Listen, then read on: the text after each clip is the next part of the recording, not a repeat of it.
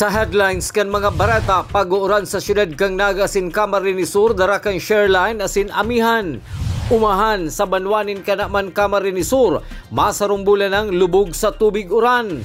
600,000 pesos na hold up sa duwang ahente ng sigarilyo sa banwanin ka naman Camarines Sur. Project Abacada kang Camarines Sur Provincial EOD asin K9 Unit, ginibos sa banwaan kang Pamplona. Diyos marahay na hapon. Ako si Mark Mendoza, ang sa indong tagapaghatod bareta. Nakakamati ngunyan ang syudad ning Naga asin ibang parte kan Camarines Sur nin makusog na bagsakan uran. Susog kimay padua kang Typhoon 2000, dara ini kang Shareline asin Amihan na may dara nin maluya hasta katamtaman na minsan makusog na bagsakan uran na pwedeng mamatean ngunyan hasta sa agang Sabado. Mandang pwede pasubuot ining mamatean sa maabot na Lunes hasta sa Martes.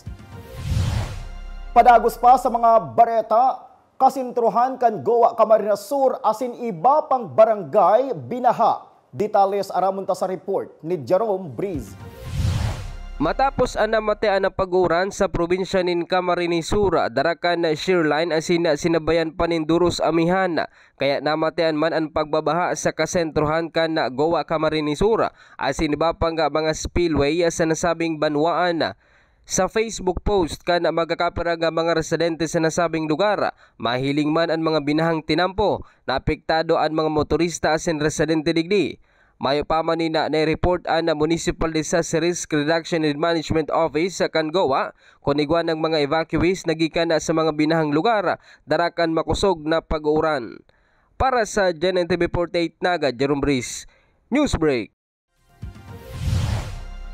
Sa Kanakman Camarines Sur, aabuto na subuot sa sarong bulan na lubog sa tubig uran ang kaumahan sa parte kan Barangay Del Rosario, Kanakman Camarines Sur, huli kang daing untok na pag-uuran na namamatean dara kang Shareline.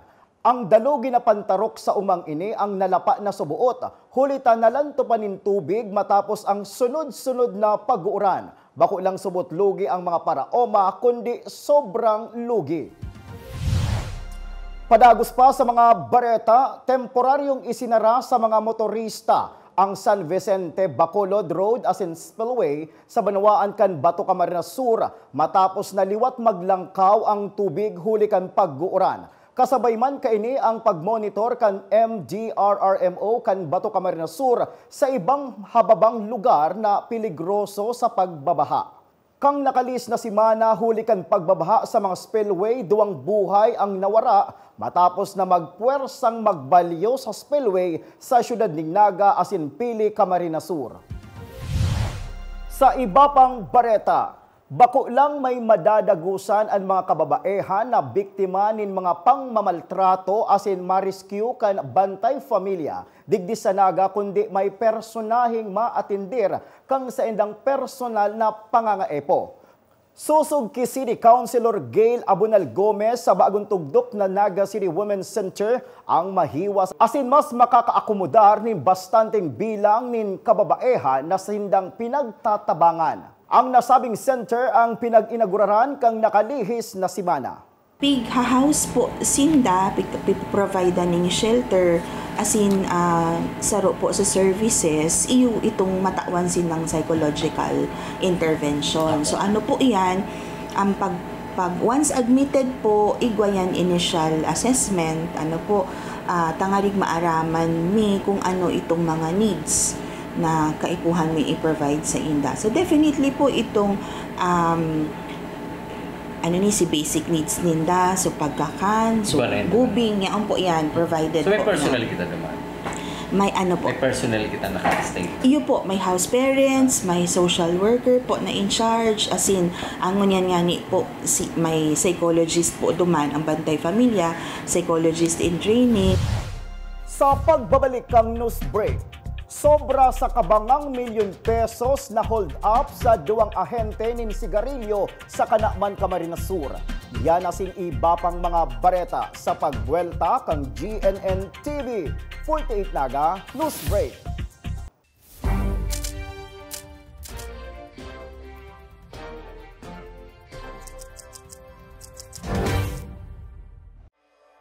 Mas pinalinaw, mas pinalakas, mas pinalawak. Ang GNN TV 48 Naga, digital na! Kung ang inyong TV sets ay digital ready na, pindutin ang scan o search channel button at makikita ang GNN TV Channel 48. Maaaring gumamit ng indoor o outdoor antenna para sa mas klarong panonood. Ganito rin ang gagawin kung kayo ay gumagamit ng digital box. Sa mga susunod na araw, asahan ang mga programang malapit sa puso ng mga Bicolano. Flight attendants, prepare for takeoff, please.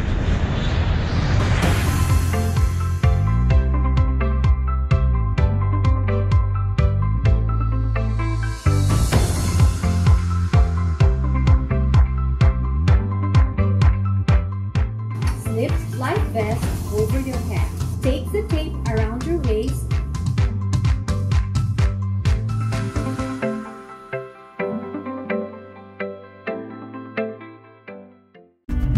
Sa oras ng sakuna, isa sa mga kailangan natin sa ating tahanan ay isang gubag. Ang isang gubag ay naglalaman ng tubig, mga dilata at biscuits upang hindi tayo magutom, energy bars or energy drink, first aid kit, communication devices tulad ng flashlights at batteries, whistles o pito, portable radio at extra cellphone. Mas mabuti kung meron tayong prepaid load guard. Tools tulad ng Swiss knife at gunting. Maaari din tayo magdagdag ng lubid. At huwag natin kakalimutan ang hygiene kit na naglalaman ng sabon, tissue, toothpaste, toothbrush at face mask. Sa lahat ng oras, laging bukas, nakahanda ang aming tanggapan. Tandaan, ang Bicolanong alerto, pirming protektado. Work with business executive or turn yourself to become one. Explore the career in the world of business with NCF's Bachelor of Science in Business Administration, major in Financial Management. This degree prepares you to excel in the financial service sector. Start it right with NCF's College of Accountancy and Finance.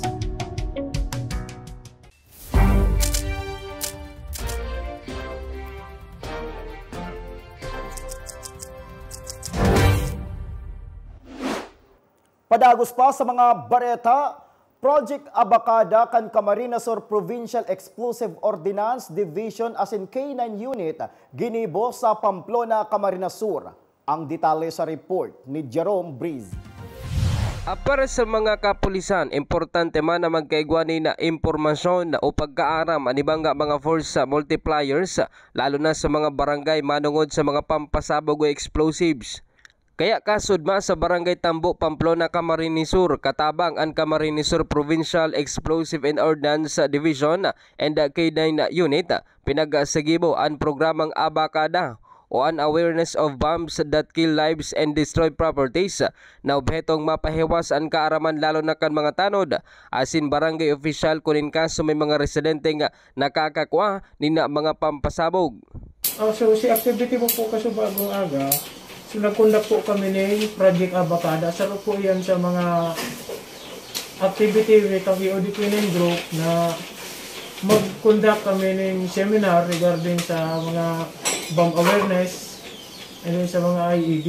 Ini po, kinakonduct mo po ini, bako lang po sa PNP personnel. Kung ano po, pati mo po sa mga force multiplier saro na po yan sa mga barangay talod, sa mga LGU, sa mga barangay talod po kahit po ang po nila yung maaraman kasi sa sarong lugar po kung in case man may emergency or incidente na nangyari sa indang lugar, sinda po ang init baga na first responder.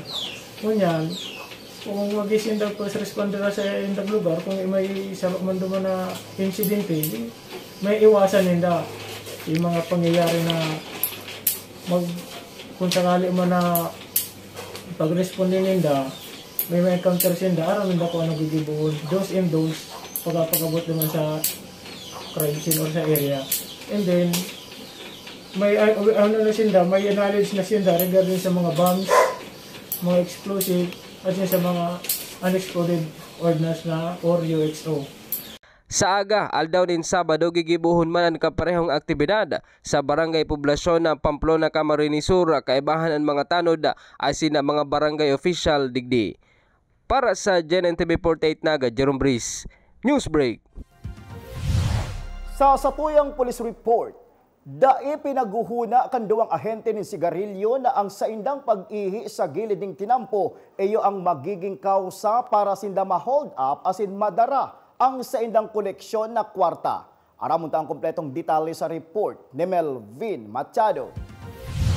Hararom na pag-imbestigar ang ginigibong niyang kang Kanaman Municipal Police Station sa pamamayo ni Police Major Elizalde Calingacion matapos ang insidente ng pang-hold up kasudbang hapon sa Zone 7, Barangay Puro, Kanaman, Camarines Sur. May 4 na kilometro ang distansya sa ipatura kang pulisya. Sa pag-imbestigar kang Kanaman PNP, nagpasiring subot sa Barangay Puro ang mga ahente kang sigarilyo na sina Russell Dominguez na taga Pili, Camarines Sur asin Chofelo Urbano Jr. na taga Naga para magpadagos kan silang pagkolekta. Lunad sinda kang delivery van mientras nadara ang 600,000 pesos na sendang koleksyon. Munta pa sila doon sa Panto Market Road papuntang Linyaga kasi masingil pa daw sila doon. So it so happened nag-ihit daw sila doon sa tabi ng kalsada, ay bigla na lang na mayroon dumating 2 suspect at tinutukan sila. At nakuha nga yung mga nakulikta nilang cash. Magkano daw yung cash? So according sa kanila, accordingly ay more or less mga 600,000 lang. Day manalalagunan ka mga biktima ang suspect, maging ang lulunadan na pinagamit sa pagdulag ang day man subot na hiling kang duwa. Apwera sa kwarta, kinuapa subot ang cellphone kan mga biktima asin ang dashboard camera. Basta daw sila nag-iihi and then bigla silang may taong dumating at pinagdadapa. So base nga sa aming follow-up and thorough investigation, kahit yung sinakyan ay hindi nila nakita. Kaya we are looking the angle of the incident, why this incident happened. Dakul na anggol ang pinagtututukan kang PNP sa nasabing pangyayari, asin dahil subot pinagahali ang anggulong hold up me. We are looking for that scenario. Ano po? Because of the situation, of the chronology na. Based on our technical analysis of the incident, we are not concluded yet. Para sa GNN-TV 48 Naga, Melvin Machado, Newsbreak. Sa iba pang police report, 2 suspek sa pagpabakal nin illegal na droga sa banwaan nin Lagunoy, Camarines Sur, arestado. Aramon ang kompletong detalye sa report ni Jerome Briz. Balik giraray sa kulungan ang sarong drug personality kaibahan ang barkada kaini matapos ang nangyaring drug bypass operation sa Barangay Luho, Lagunoy, Camarines Sur, Banggi. Sa pangenot kan Lagunoy PNP, ikinasa ang nasabing operasyon na nagresulta kan pagkakaresto kay Judy Boy Abante, 30 anyos na dati nang nadakop sa kaparehong kaso matapos na mabakalan inin kantidad 1,000 pesos na illegal na droga. Na-recover pa sa iya ang nasa 8 plastic sachet na may log din pinagtutubudan shabu. Mantanga nakuaman sa posisyon kan kaibahan kaining si Jusela Buenafe ang small heat seal transparent plastic sachet na may log din pinagtutubudan shabu. Nasa kustudiya ng unyan ka na PNP Lagunoy ang 2 tanganing sangatan nin kaso. Para sa GNN-TV 48 Naga, Jerome Briz, Newsbreak.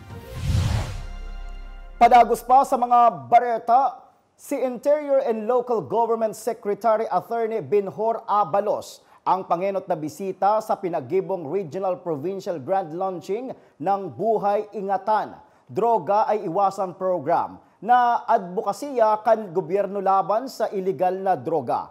Pinag-ibanan man ni the Police Brigadier General Rudolph Dimas at si DILG Regional Director Attorney Arnaldo Escobar Jr., si DILG Secretary Abalos. Pagkatapos kan halipot na programa, naghampang man sa mga miyembros kan media si DILG Abalos asin liwat na pinagtawan doon ang kampanya kan gobyerno laban sa illegal na droga.